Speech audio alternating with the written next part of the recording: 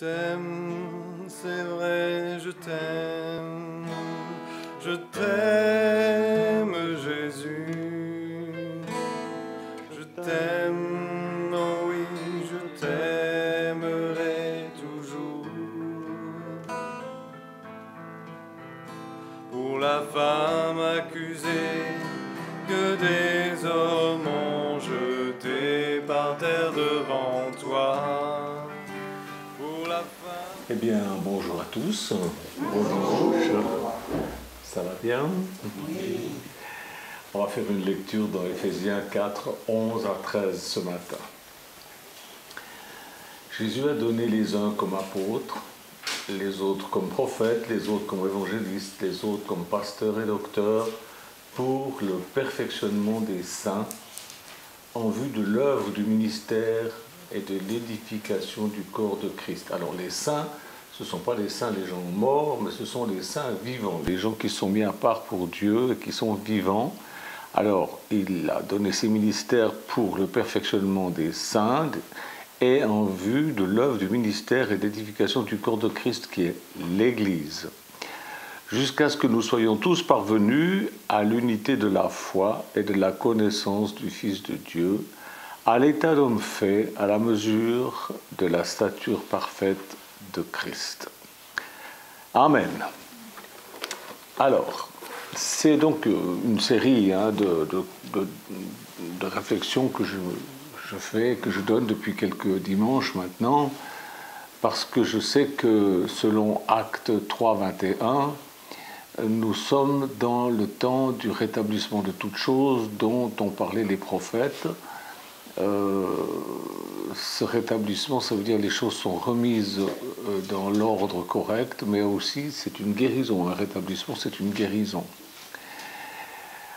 Et depuis que nous avons traversé, depuis le 27 juin 2014, nous avons traversé beaucoup de difficultés, nous avons été mis à part, ici, loin de tout, dans une merveilleuse campagne, et nous avons été mis à part pour équiper les saints.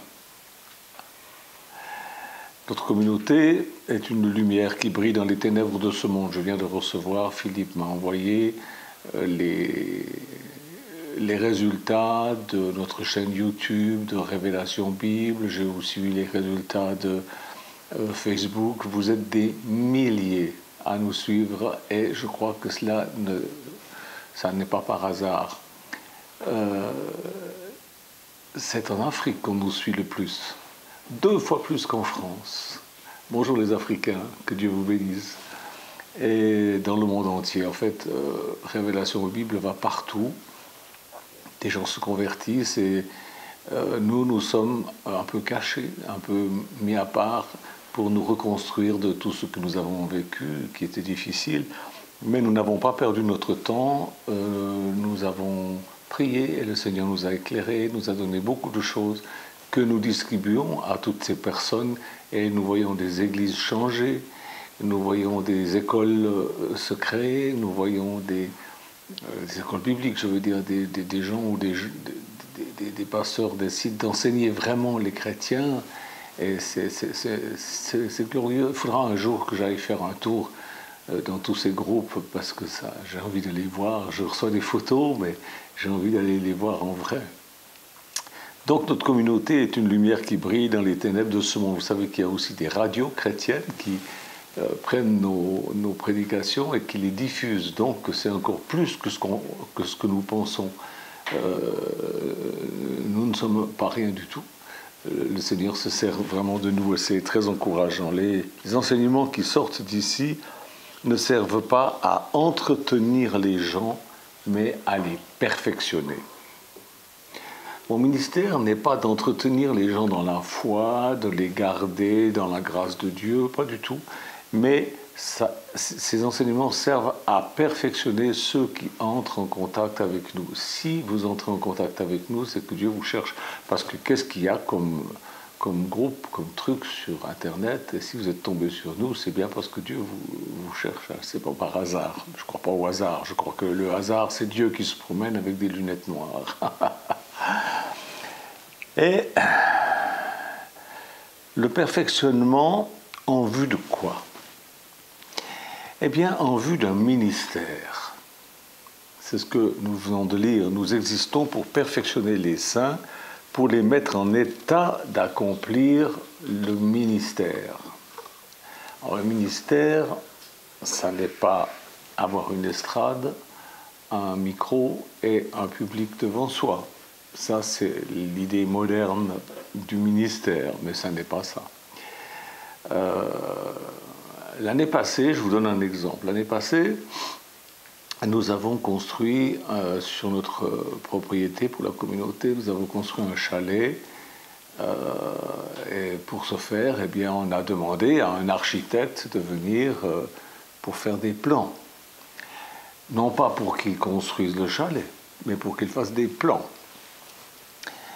qui allaient permettre à d'autres gens, d'autres corps de métier de pouvoir construire ce chalet. Eh bien, dans l'Église de Jésus-Christ, nous avons besoin de toutes sortes de ministères, de toutes sortes de gens qui font toutes sortes de choses. Nous avons besoin de conducteurs capables de réaliser les plans de Dieu, qui est, comme disent les francs-maçons, le grand architecte. Je ne suis pas franc-maçon, mais je dis ça comme ça. Parce que c'est vrai que c'est lui qui a fait les plans. C'est pas les pasteurs qui font des programmes. Non, c'est Dieu qui a fait les plans et il faut suivre les plans. Et suivre les plans de Dieu, c'est suivre ce qu'il a donné dans la Bible. Tout le reste, c'est des détails. Je sais que le mot détail n'est pas très bien vu depuis quelques années, mais tant pis, il existe, il est français. Nous avons besoin de personnes croyantes pour la construction de l'édifice de Dieu, c'est-à-dire son Église, telle qu'il la veut, lui. On n'est pas libre de construire son Église comme on veut. Pas une question d'architecture, c'est une question d'organisation de l'Église. Et la seule organisation que nous trouvons de l'Église se trouve dans Acte 2, Acte 4. Vous voyez, un ministère engendre d'autres ministères.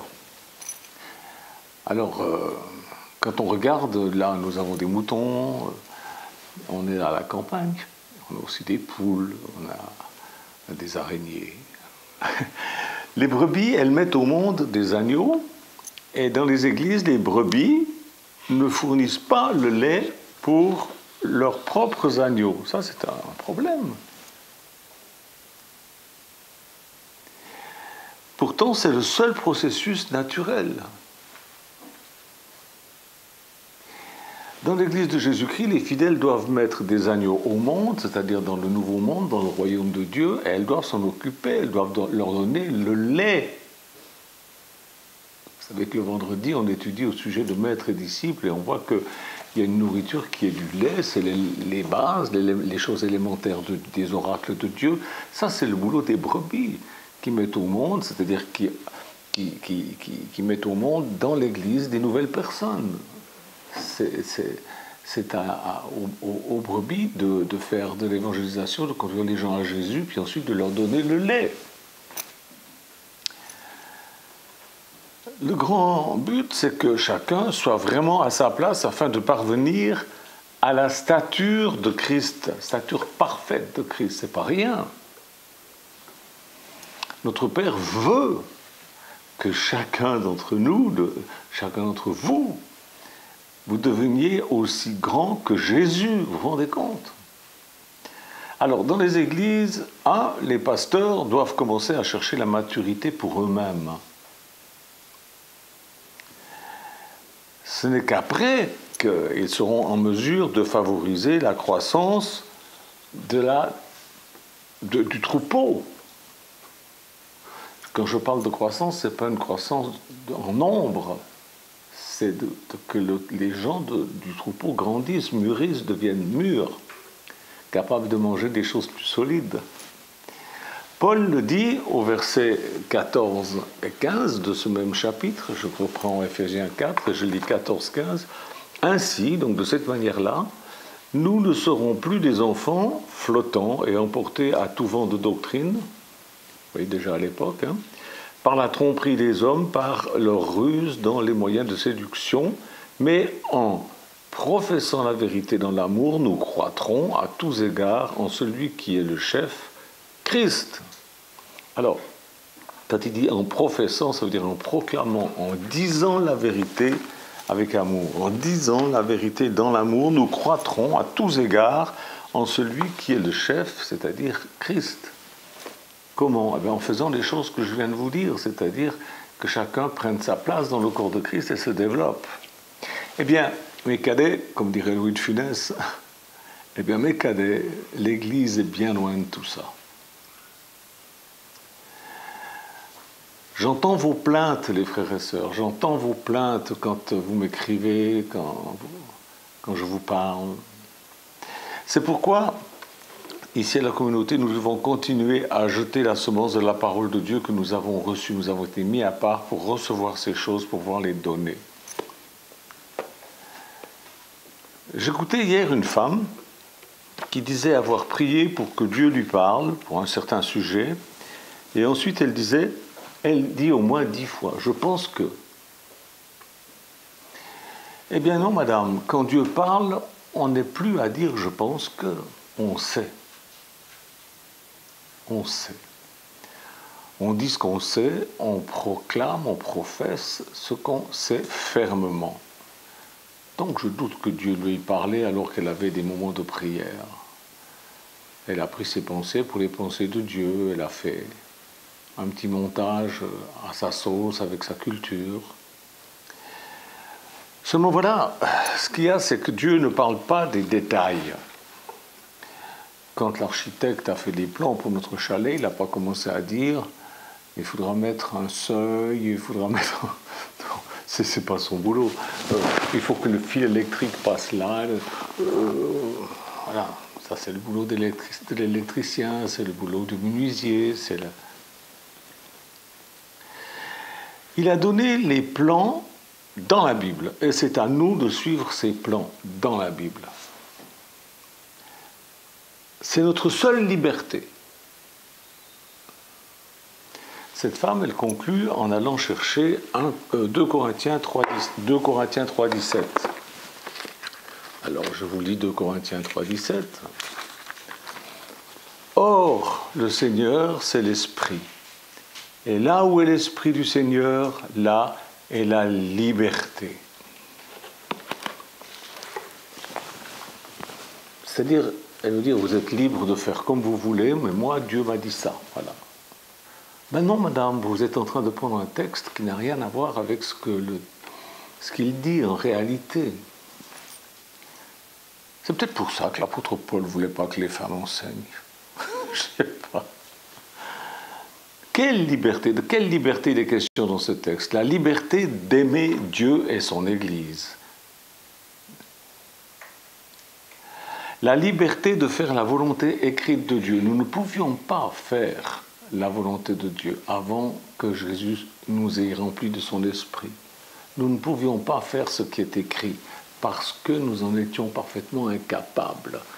Et là où est l'esprit, là est Jésus qui nous donne cette liberté de pouvoir enfin faire ce qu'il dit dans les Écritures. Pas la liberté de faire ce qu'on veut. On va lire le verset 18, écoutez bien.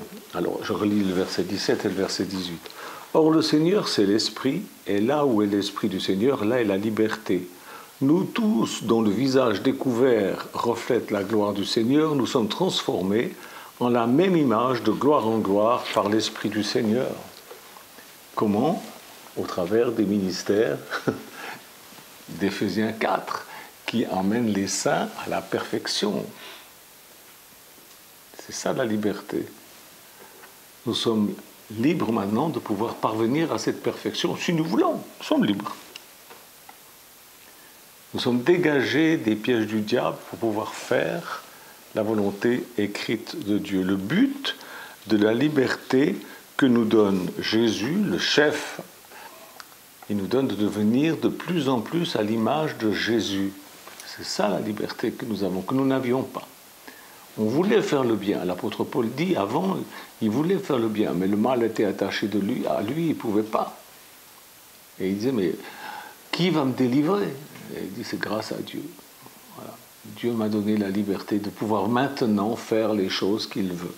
La liberté, c'est de pouvoir faire ce que Dieu a voulu que nous fassions et qu'il a pris soin de faire écrire dans la Sainte Bible par ses apôtres, pour que nous soyons transformés en la même image, tous en la même image, celle de Christ. Alors, utiliser ce verset 17 pour dire qu'on est libre de faire comme on veut, non, madame. Vous êtes sincère, mais c'est faux. C'est utiliser un texte sacré hors de son contexte. Le texte ne signifie rien d'autre que, écoutez-moi bien, là où est l'Esprit du Seigneur, là est la liberté de pouvoir devenir comme Christ. Voilà ce que signifie ce texte.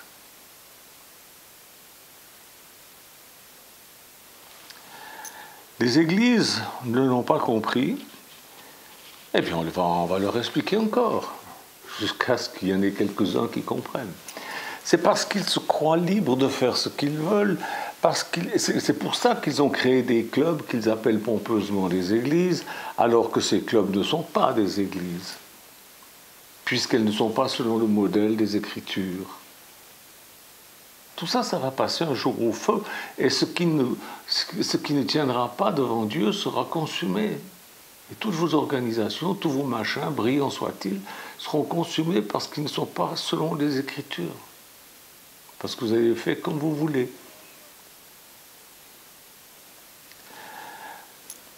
Je ne sais pas en France, mais en Suisse, on a un système dans les écoles qui est très bien. Quand vous arrivez en cours élémentaire, quand vous avez fini cela, vous pouvez enseigner les cours préparatoires à ceux qui arrivent, aux nouveaux. Je ne sais pas si c'est comme ça en France aussi. La progression dans l'Église, c'est comme dans les écoles suisses. Quand j'étais gamin, j'ai progressé pour être en cours élémentaire de 2e année, et le prof, M. Favre, je me rappelle toujours, m'a donné le pouvoir d'enseigner à d'autres le programme de 1re année. Parce que j'étais en 2e année. Et bien sûr, il supervisait tout ça. Et ceux qui étaient en 1re année enseignaient les nouveaux en leur enseignant les cours préparatoires. Il y avait de l'ordre. C'est suisse. Il y avait de l'ordre. Vous savez, j'enseigne plus l'ABC de l'Évangile. C'est pas que je n'y crois plus. Ça signifie pas que j'ai oublié l'ABC de l'Évangile. Les choses élémentaires, je ne les ai pas oubliées. C'est encore enseigné chez nous. C'est encore pratiqué chez nous. Mais à des niveaux plus élémentaires.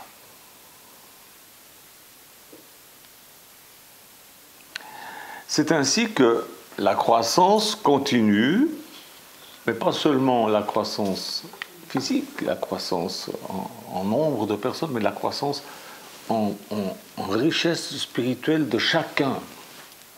Je pose une question. Vous savez que Paul disait « Je désire m'en aller vers le Seigneur, gna gna gna ».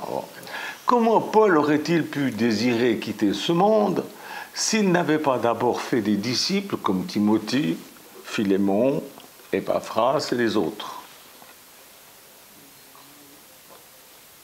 Et Jésus? Eh bien Jésus, il est parti au ciel tranquille. Hein? Pourquoi? Parce qu'il était satisfait d'avoir laissé sur terre 11 répliques de lui-même.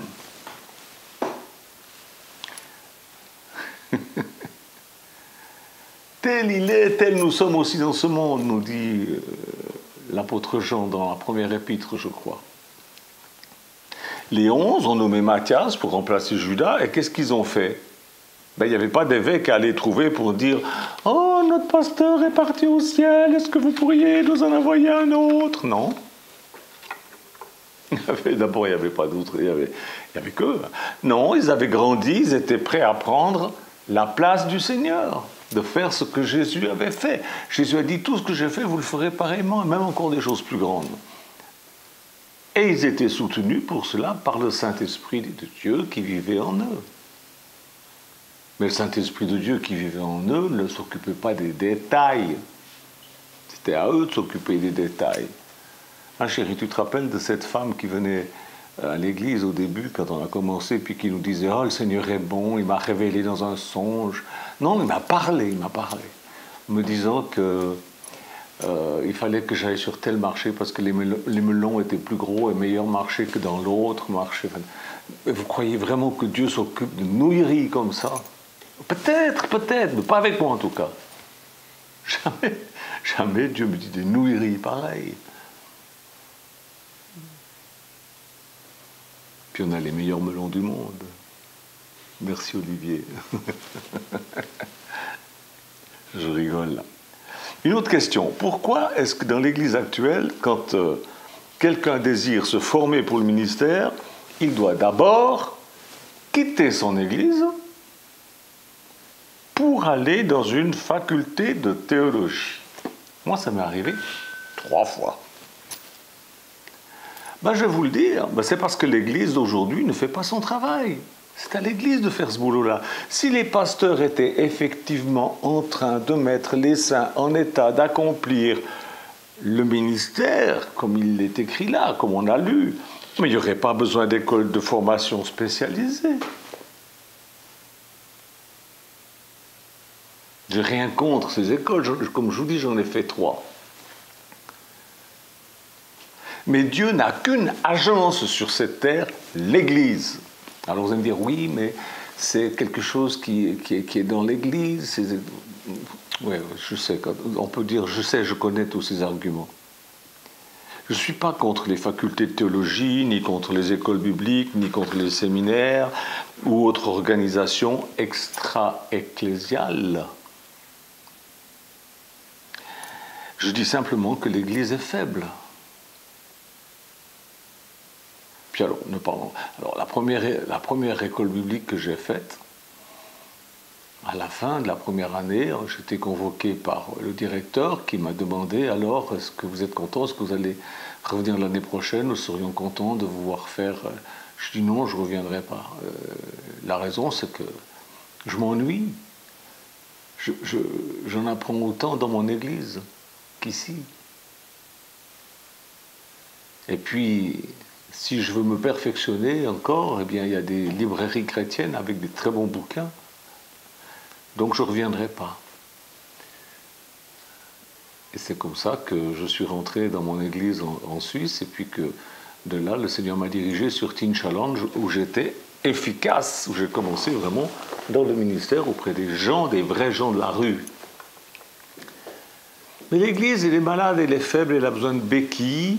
Alors, merci pour les béquilles. C'est vrai, c'est mieux que rien. Mais nous ne devrions pas passer notre temps à monter des usines de béquilles. Nous devrions plutôt chercher la guérison de l'Église, la guérison du corps de Christ. Pour le moment, veillons à ne pas enlever les béquilles de ceux qui sont faibles, c'est sûr. C'est sûr. Mais nous sommes dans le temps de rétablissement de toutes choses, de guérison. C'est le temps de la guérison de toutes choses, prophétisé dans Actes 3, 21. Alors, prions pour cette guérison. Partageons ces enseignements que vous recevez sur Révélation Bible. Prions pour que notre vie communautaire ait l'enseignement qui va d'ici jusque partout dans ce monde. Prions de sorte que notre site, révélationbible.fr, puisse porter du fruit davantage encore. C'est pas qu'il ne porte pas de fruits, mais il pourrait en porter plus. Je pense que on va voir ça exploser tout d'un coup. Ça va faire boum tout d'un coup. Pour le moment, on est en train de mettre les semences. Je ne sais pas si vous avez vu le film À l'Est d'Éden.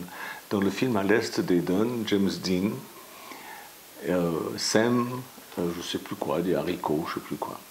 Et tous les jours, il va dans le champ, il se met à plat ventre, il regarde si ça pousse, et puis il dit « Allez, poussez, poussez, poussez !» C'est ça qu'on veut, c'est que ça pousse. Et ça pousse, c'est vrai qu'on voit déjà des fruits. Et je bénis Dieu pour tous ces hommes, toutes ces femmes qui m'écrivent et qui font des choses extraordinaires, vraiment, vraiment extraordinaires. Des gens que je ne connais même pas.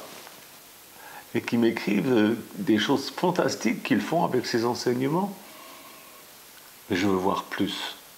Je veux voir plus. Si Dieu permet, il me le montrera. Sinon, de toute façon, toutes ces prédications resteront sur Révélation Bible jusqu'à son retour. Et peut-être que c'est là seulement que ça bougera. Merci Jésus d'aider chacun et chacune à être consistant, sérieux et humble pour pouvoir faire ta volonté. Merci Seigneur Jésus. Amen. Vous savez, plusieurs fois, j'ai essayé de faire prêcher des gens. Ce qui est terrible aussi, c'est que ceux qui commencent à prêcher, très souvent, prennent la grosse tête. Ils pensent que, voilà, ça y est, c'est arrivé. Restez humble. J'ai dit le mot humble dans ma prière, c'est pour ça que ça me fait penser. Il faut rester humble. Être ministre de Dieu, c'est être esclave de Dieu. C'est pas être un meneur d'hommes, c'est pas être un dirigeant, c'est pas être un chef d'entreprise. C'est pas, il n'y a pas de quoi,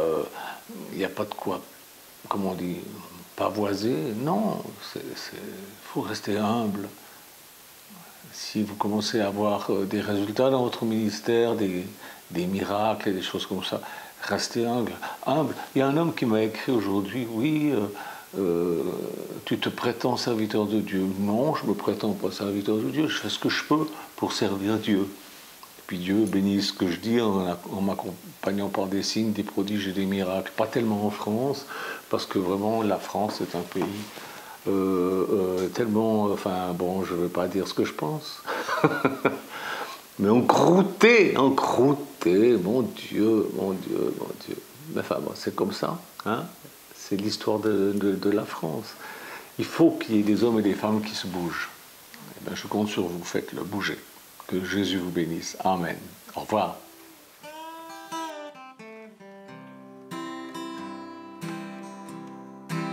Oh mon